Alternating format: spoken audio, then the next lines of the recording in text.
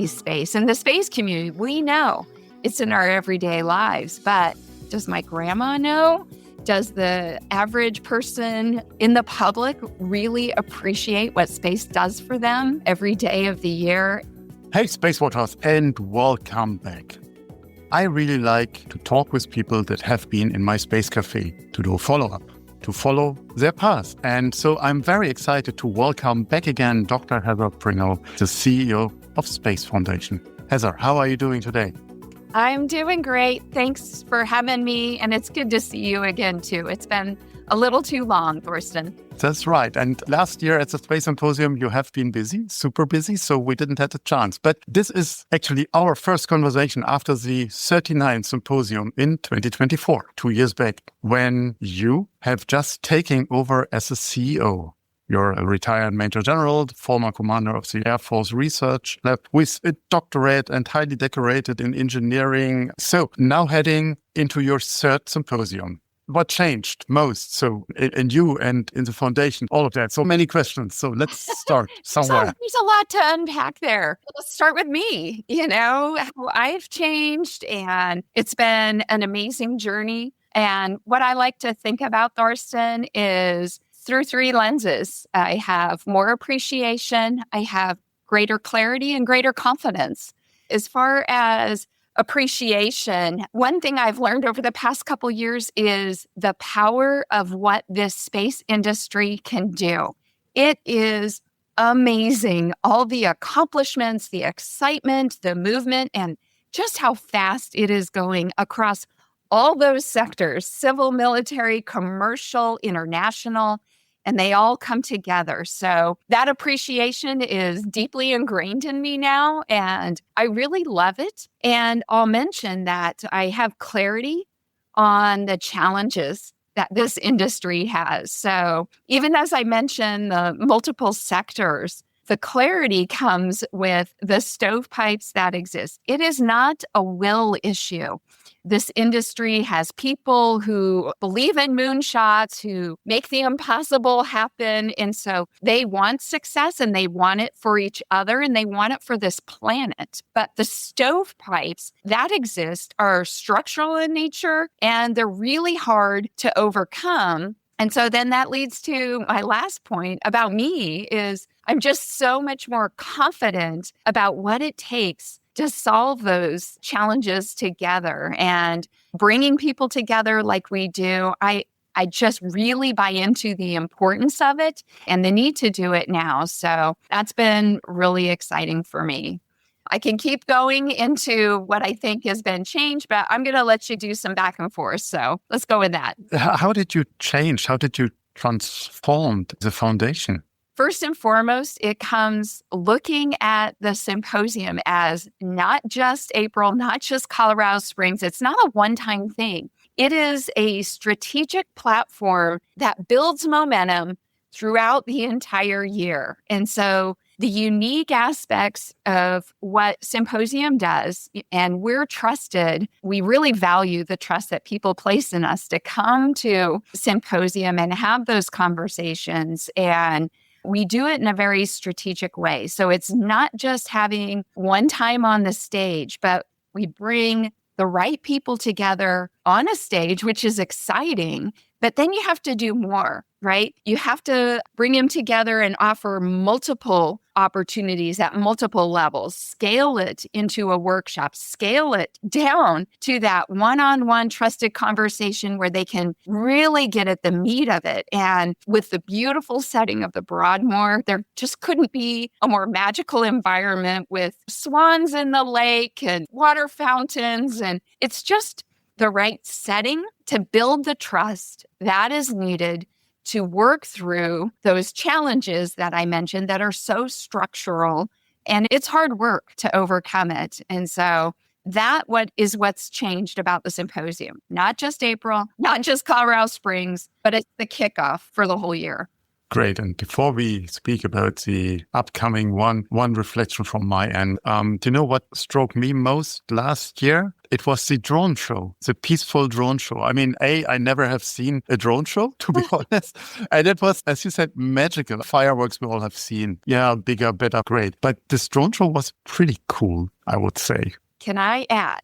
I'm so glad you brought that up because it's an exemplar of the magic that happens. So those were students. Those were high school students, not just a professional hired company. They were students who are studying STEM. And so first of all, they were inspired and they're coming back this year. And they had a great time. And I'll mention, because of that kickoff that occurred last year at our 40th, we're a part of that team now. We're on their board. We have developed a mentorship program with those students, and they're coming back. And now they know what it's all about. And so they're going to do some bigger and better things this year. So be on the lookout, Torsten. It'll be fun.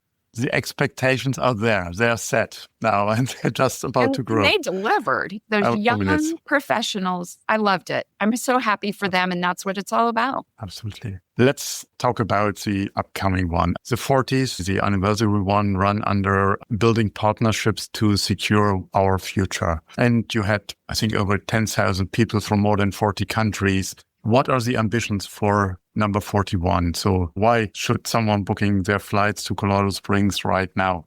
I'll say there's a fundamental difference from last year to this year. And where last year we were talking building and connecting, and it was about alignment. This year, we're talking about action.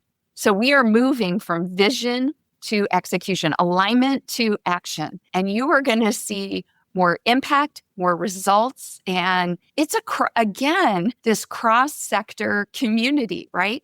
So think about what's going on in the commercial world. We have accelerated investment that is increasing 7% or more year over year, a potential SpaceX IPO this year, which is a global phenomenon. Okay, let's move to civil. There's something going on there. And it was just announced yesterday that April 1st is the next window for the Artemis II launch, an international crew with commercial providers. And guess what? Space Foundation has existed for 40 years. And this is the first time in our history that we're actually having a moon mission during a symposium while we've existed. So nothing could be more exciting about that. And then think about national security or security writ large. The whole in Europe, in the United States, there's much greater emphasis on security ambitions. There's been a lot of action there with activities and building capabilities and working together to build those capabilities. So I would say fundamentally,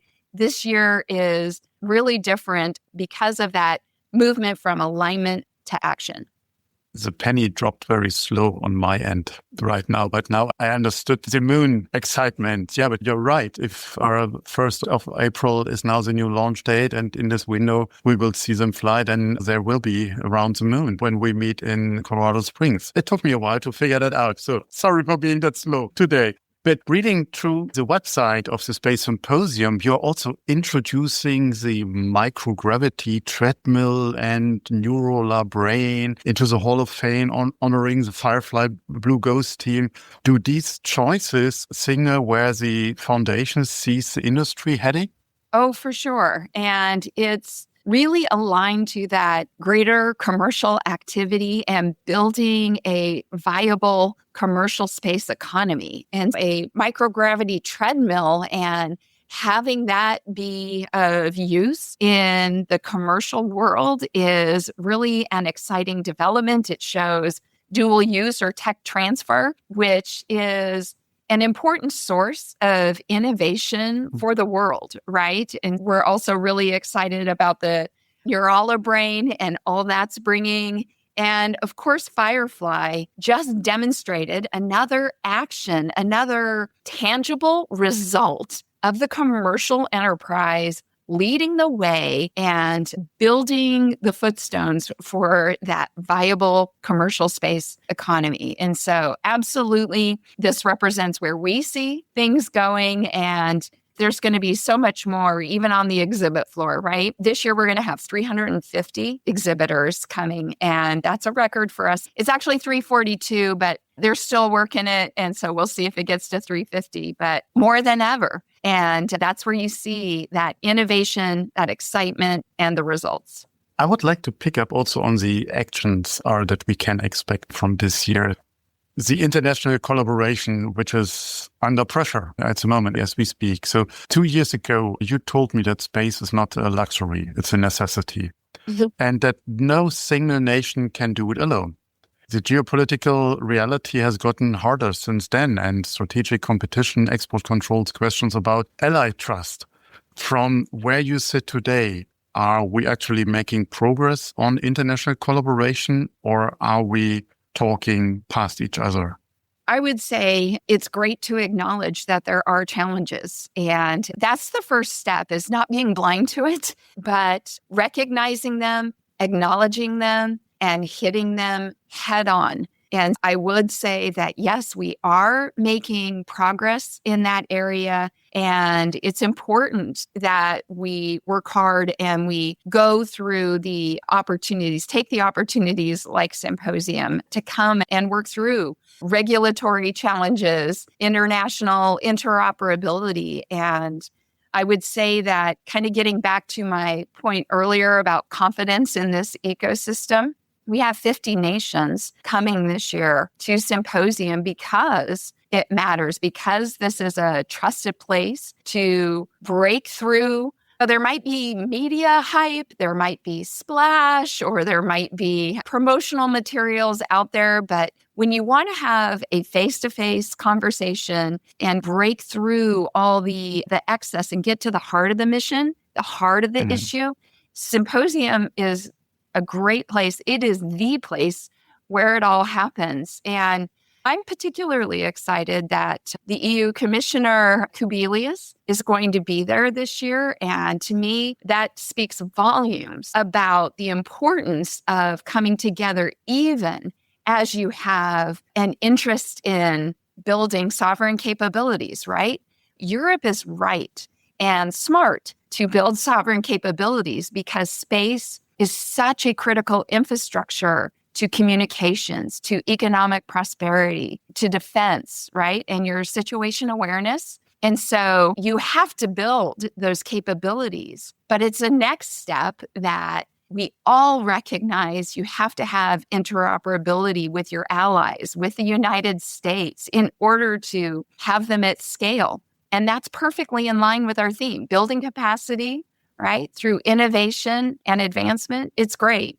You talked about the sovereign capabilities, and I think that's some development that we see here in Europe over the last at least year now in a very concrete way. We see nations with new or brand new space strategies. So Switzerland, Germany, France renewed their space strategy. Germany put in an unseen budget next to the space development with 35 billion euros, $42 billion over 5 years. But this order of magnitude is not just a simple increase. It's a leap. And so we will see as we speak, the tenders going out to ISR, to communication constellations, all sovereign, but and that's my hope in a NATO and ally context. So interoperability will be an issue. And I think there will be an interoperability panel this year, and that will talk then about data trust and supply chain limits across the allied architectures. What outcomes from that session would make you say will move the needle? Absolutely. And just like any of our panels, we want real tangible outcome. It starts with identifying the right issues, having those honest conversations, connecting to the right people. And so even if you're in the audience, you get something new that you can take back and make the next step of progress, development, and the follow-on conversation. The most interesting parts of Symposium are when the speakers walk off stage and then the group of the audience is right there to have the next step. Hey, I love this aspect. Connect me here. Or you're on the exhibit floor and you see all these magical new technologies that have worked over time. But It's the same thing, whether it's discussion on data interoperability, sustainability, supply chains, as it is in any engagement during that great week. You just exposed my trade secret when I've done business development, because I try to get people engaged after they're coming down from stage, but we don't tell anyone. Tell me more about the actions that you would see or that you expect to see this year, very concrete one. Sure, conversation is one thing, connecting people, sure. But what else can we expect?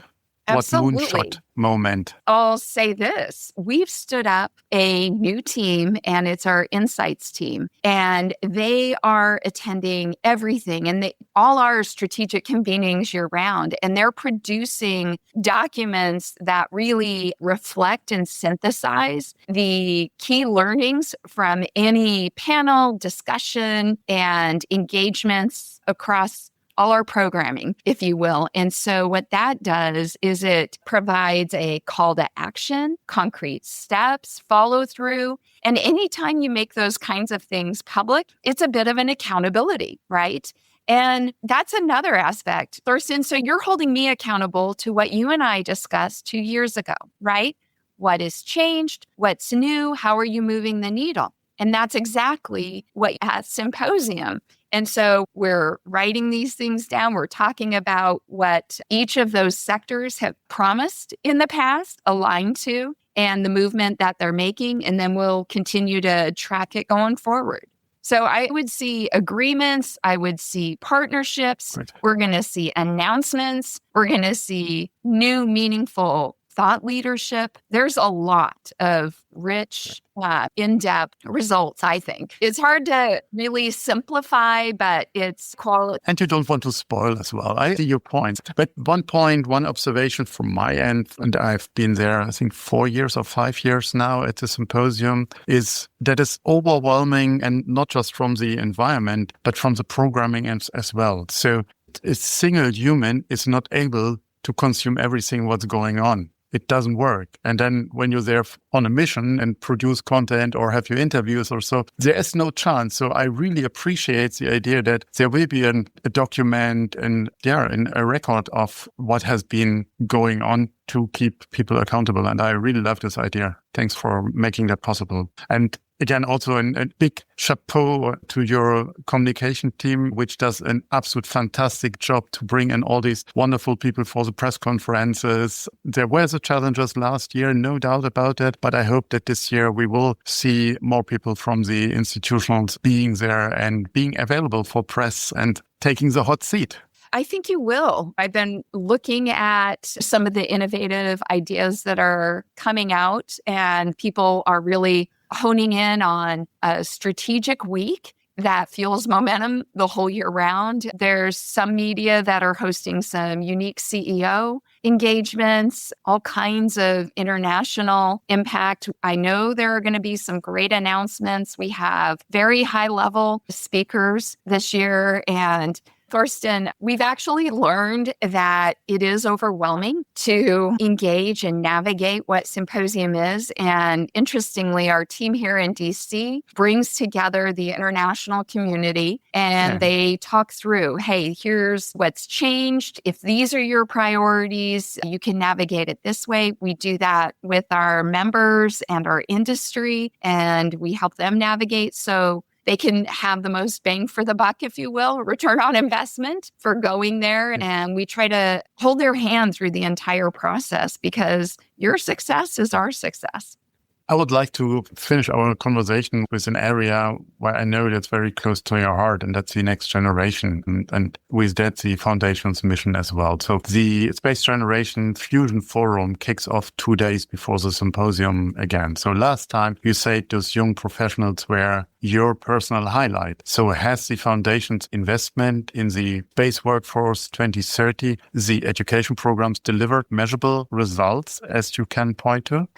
Oh, absolutely. And there you are again, Thorsten, moving from alignment to action. What are the results that really matter? So let me contextualize it. And yeah, SGAC is absolutely a highlight. I just love it. This year, I'm actually going to do a fireside chat with one of the people I mentor throughout the year. And so she and I are going to get up on stage and talk about mentorship. So I can't wait. Who is this? Lauren Smith. So she is just a brilliant young engineer doing great things. I mentor a lot of individuals, but she and I are sharing the stage. Now I have to let her know that I gave her a shout out. But as far as Space Workforce for Tomorrow, it started as a partnership 2 years ago, right? And it was a signed MOU.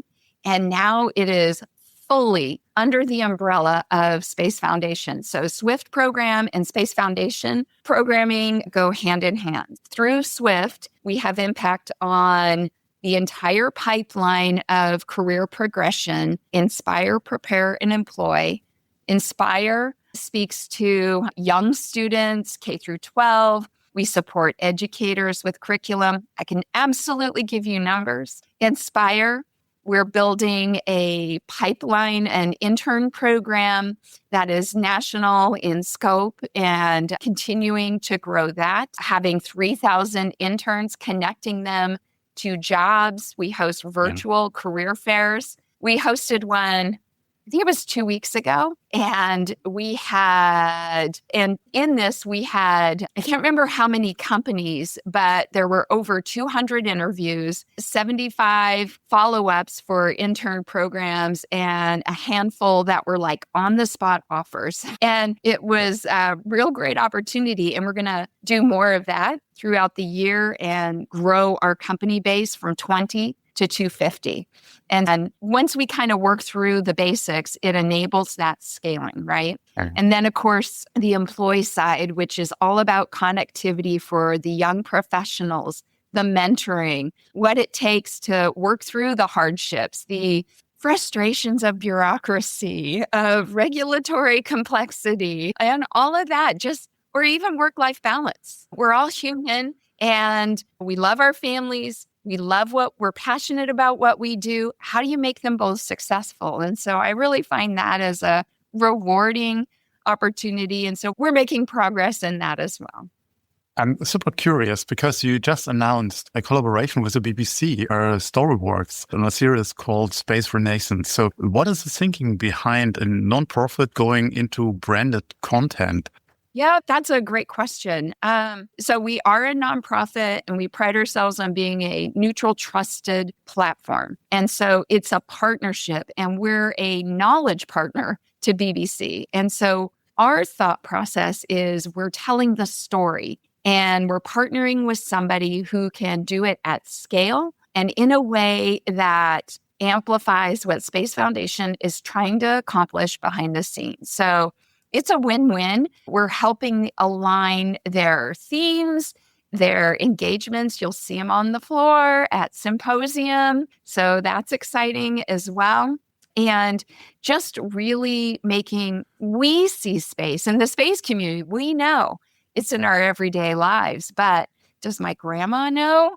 Does the average person in the public really appreciate what space does for them every day of the year? And BBC's exceptional tool to tell that story. And so it was too good of an opportunity to pass up.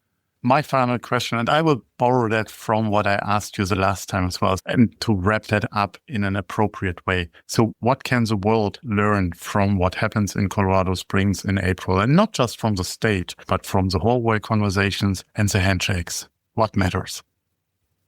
Relationships. Relationships matter. And there is no substitute for having a face-to-face conversation. And I love that you and I can have this conversation, Thorsten, through a medium that allows it to be real-time and accessible. But when you get together in Colorado Springs and I see you, I'm going to give you a hug and we're going to be excited. You're going to feel the energy. You're going to feel the ambition that is out there. And if we have Artemis 2 and it's already back, there's going to be so much celebration. If you meet a student and you see yourself in them and then you help their career, you're paying it forward. Relationships matter.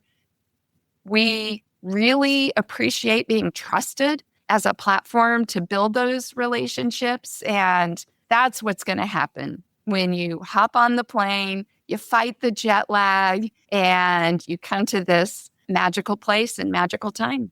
I would like to add 2 words to what you just said, and that's across borders.